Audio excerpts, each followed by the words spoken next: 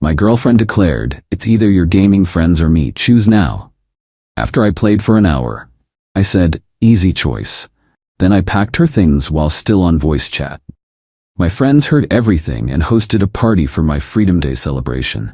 I, 28 male, am sitting in my apartment right now, beer in hand, still processing what just went down. My now ex-girlfriend Melody, 26, is blowing up my phone from her sister's place, but I'm done. Completely done. Been together 2 years, living together for 8 months. She moved into my apartment, my name on the lease, I pay the rent, she chips in for groceries sometimes. That's important for later. So here's what happened. I work as a network admin, pretty standard 9-to-5 stuff. I game with the same group of guys I've known since high school. We're talking 12 plus years of friendship here. There's Diego, Rashid, Tommy, and Jerome. We play twice a week, Wednesday and Saturday nights, usually from 8 p.m. to maybe 11 or midnight. Not excessive, not neglecting anyone, just maintaining friendships like a normal person. Melody knew this from day one. Hell, she thought it was cute at first.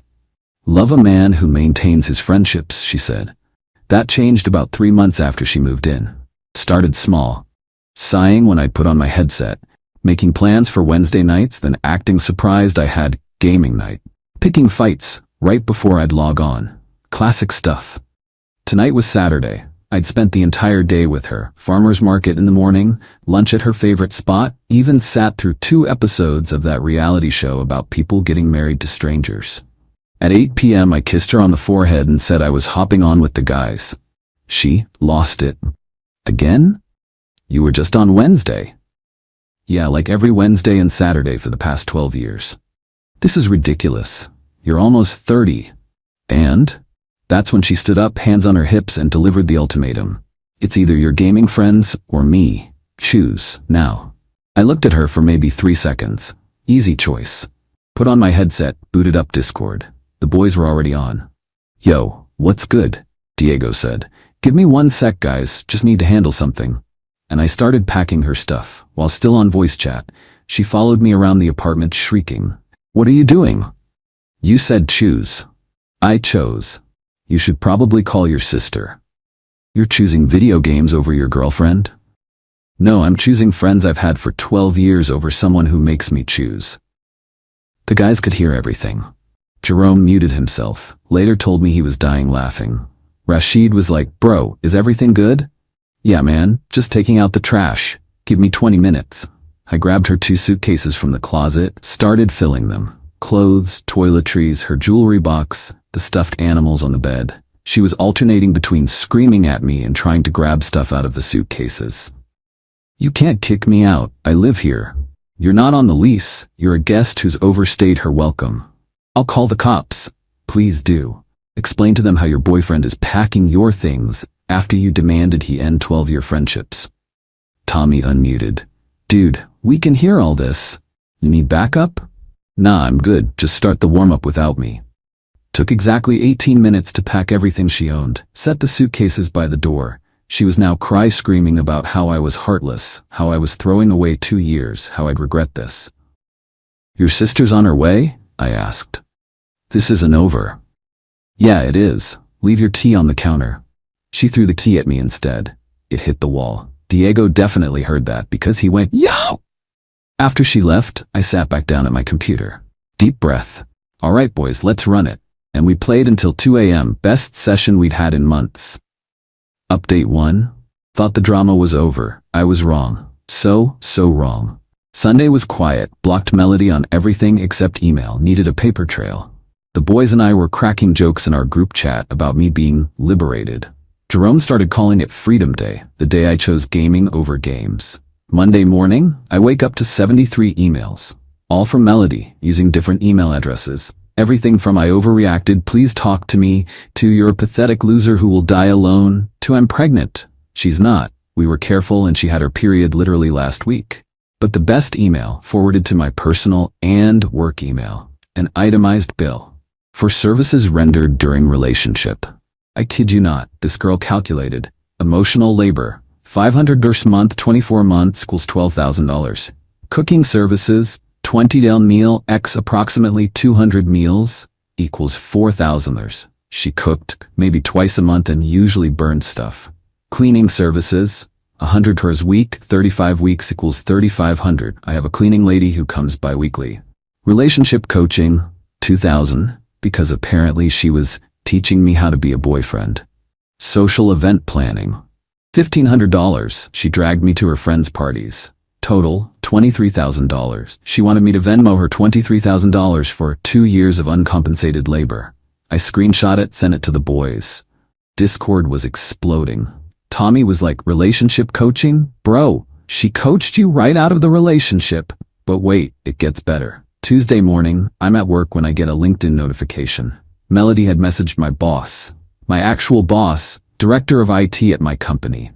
The message said I was emotionally unstable, that I'd violently evicted her, and that the company should evaluate if someone with such poor judgment should have access to sensitive systems. My boss, Craig, called me into his office. I'm thinking I'm screwed.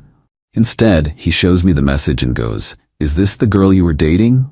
The one who complained about the company picnic being on a Saturday because, and I quote, corporate events are wage theft? That's her. Yeah, I'm blocking her. You good? Never better. Cool.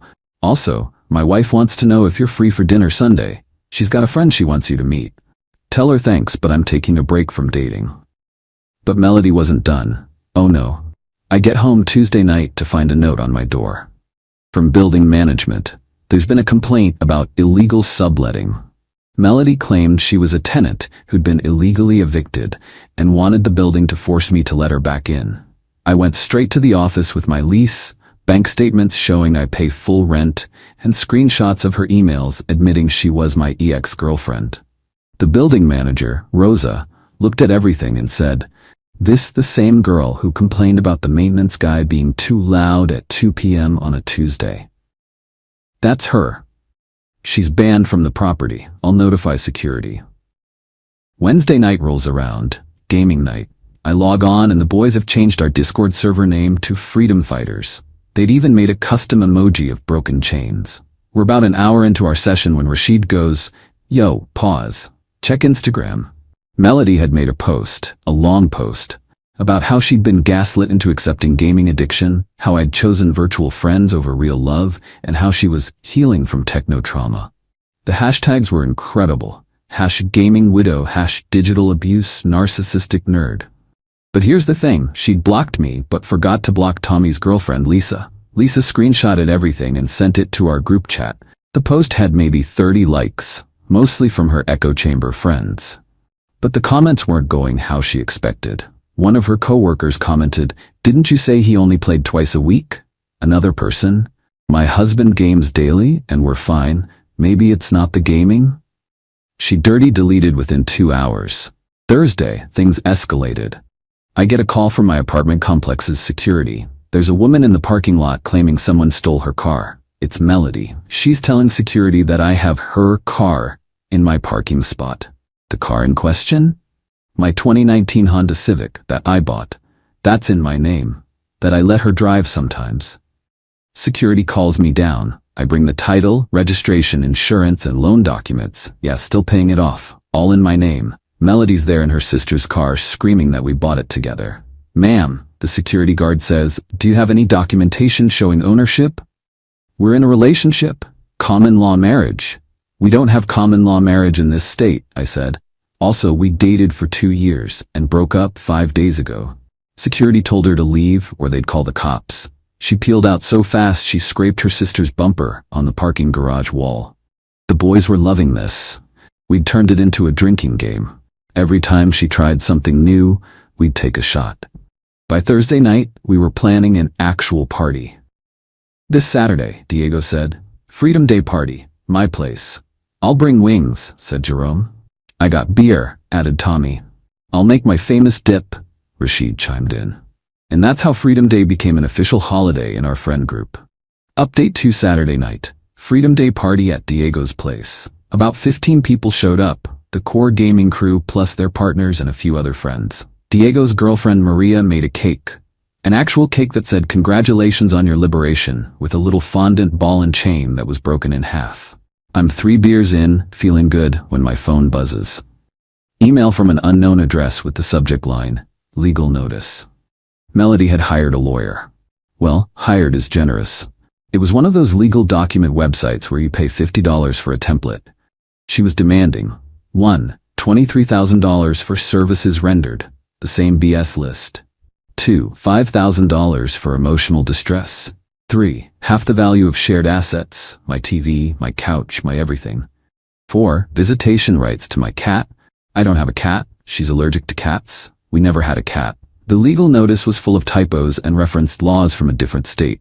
I forwarded it to my cousin who's a paralegal. She texted back, LMO, this isn't even formatted correctly. Also, she spelled defendant wrong every single time. But the party must go on. We're playing beer pong when Lisa goes, oh my god, check her stories. Melody was at a club, clearly drunk, posting videos of herself with random guys. The captions were variations of living my best life and upgrade season. But in one video, you could hear her crying in the bathroom stall after saying he was supposed to come back by now. Her sister messaged me on Facebook, hadn't blocked her yet. Can you please just talk to her? She won't leave my apartment and she's eating all my food. Remember when she gave me an ultimatum? Choices have consequences. She says you manipulated her into saying that. I have it on recording. My Discord was on. How much would you pay me to change the locks? Nothing. That's your problem now. Sunday morning, still recovering from the party, I get a notification from my bank. Someone tried to make a purchase using my credit card number, the one Melody had for emergencies when we were together. Called the bank, reported it as fraud, got a new card. The purchase she tried to make? A $3,000 handbag. The billing address she used? Her sister's apartment. The bank's fraud department said they'd handle it. Monday, I'm back at work, living my life when Craig calls me in again. Someone called HR about you, he says. My heart drops. Said you were a dangerous predator who manipulates women through technology. They claimed to be a concerned citizen, but accidentally gave their name at the end. Melody something? That's my ex. Yeah, HR flagged it as harassment. They've documented it in case she escalates. Also, they wanted me to remind you about the company's employee assistance program if you need to talk to someone about stalking situations. Is this considered stalking? Attempting to contact you through multiple emails, your workplace, your apartment management, your financial institutions, and making false reports? Yeah, that's stalking. Wednesday comes around, gaming night. I log on and Diego immediately goes, bro, check your Twitter. I don't have Twitter, but apparently Melody does. And she'd posted a thread about how gaming destroys relationships, my story. It was 42 tweets long, 42. It included such gems as, he would abandon me for hours, 2 gaming sessions a week. His friends encouraged the addiction. We've known each other since freshman year. I was competing with pixels for attention. She was on TikTok 6 hours a day. The gaming community is a toxic cesspool of misogyny. Lisa and Maria are literally part of our Discord. The thread had 12 retweets. Most of them were quote tweets roasting her. One said, ma'am, this is less time than my book club meets. But the best response came from Jerome's wife Patricia, who never tweets. Hey, I'm married to one of those toxic gamers. They helped raise $3,000 for my nephew's cancer treatment through their gaming streams. Also, twice a week isn't an addiction. It's called having friends. Touch grass. Thursday, the apartment drama continued. Melody showed up with a U-Haul claiming she had items to pick up. Security called me immediately. I gave her everything when she left, I told them. She says she has furniture here. The furniture she never paid for? That was here before she moved in, that furniture? Security turned her away. She left, but not before spray painting asshole on the U-Haul and trying to claim I did it. Unfortunately for her, the parking garage has cameras. U-Haul charged her for vandalism. Final update. It's been a month since Freedom Day, and life has been beautifully quiet for the past 2 weeks. But I wanted to share the conclusion because it's something. 2 weeks ago, Melody's sister reached out one final time. She's gone completely off the rails. Can you please just give her closure? Against my better judgment, I agreed to one phone call. Recorded it, obviously. The call started with her crying about how she missed me, missed us, made a mistake. Then it shifted to anger about how I ruined her life. Then bargaining. She'd allow me to game once a month if I took her back. When I said no to everything, she dropped this bomb. I'm already in a new relationship anyway. He's better than you. He has his own company. Good for you. Goodbye. Wait, don't you want to know who it is? Not really. It's Brandon. Brandon, her best friend's boyfriend, the one who just proposed 3 months ago. Does Ashley know? Ashley being the best friend. She will. He's leaving her for me. I hung up and texted Ashley a heads up. What followed was incredible. Ashley called me an hour later. Turns out Brandon had been texting Melody, but not for the reason she thought. He'd been gathering evidence because Melody had been harassing Ashley too, claiming Ashley stole her wedding plans and owed her money for inspiring her engagement. Brandon and Ashley had been documenting everything to get a restraining order. Melody thought the texts were flirting. They were actually him getting her to admit, in writing, to various acts of harassment. The best part? Ashley is a lawyer. A real one, not a template website one. Ashley sent Melody a cease and desist letter that was absolutely beautiful. Professional, thorough, and included screenshots of Melody admitting to plans to ruin Ashley's wedding and take what's mine. Melody's response? She tried to crash Ashley's wedding dress fitting. Got arrested for trespassing and disturbing the peace. Her sister texted me. She's in jail. I'm not bailing her out. Thanks for the 2 years you kept her occupied. But here's the real conclusion. Last Saturday, exactly 1 month after the ultimatum, we had our second Freedom Day party. Smaller this time, just the core group. We were sharing updates when Tommy goes, "So I have news." Turns out Tommy's been dealing with something similar. His girlfriend had been gradually trying to isolate him from us too. Seeing how I handled Melody gave him the courage to set boundaries. She didn't take it well and left. "Welcome to the Freedom Club," I said. "It needs a better name," Rashid laughed. We spent the rest of the night gaming, eating pizza, and realizing that we'd all, at various points, dated people who tried to separate us. But here we were, 12 years later, still gaming every Wednesday and Saturday. Diego raised his beer. "To choosing the people who choose you back." "To real friends," added Jerome. "To Freedom Days," Tommy chimed in. "To never having to choose," I finished. As for Melody, last I heard through the grapevine, she got 30 days in jail, suspended, and community service. Ashley and Brandon's restraining order was approved. Her sister kicked her out. She moved back with her parents. She started a YouTube channel about surviving narcissistic gamers that has 47 subscribers and comments turned off. My gaming setup has never run better. My apartment is peaceful. My friends are solid. And every Wednesday and Saturday at 8 p.m. I put on my headset and remember that I made the right choice. The cat she demanded visitation rights for? Still don't have one, but I'm thinking about getting one and naming it Freedom. Some people think I was harsh, that I should have tried to compromise. But here's the thing, it was never about the gaming. It was about control. About isolation. About making me choose between parts of my life that shouldn't be in competition. Real partners don't make you choose between them and your friends. They join the Discord server and become part of the crew. Lisa and Maria are proof of that. Patricia too. So if someone ever gives you an ultimatum about harmless hobbies and decade-old friendships, remember that the choice is easy. Choose the people who've been there, choose the ones who'll still be there. Choose freedom. And maybe throw a party about it. GG everyone, thanks for reading. P.S. The boys want me to add that our Discord server is not accepting applications from single women trying to fix us. We're good as is.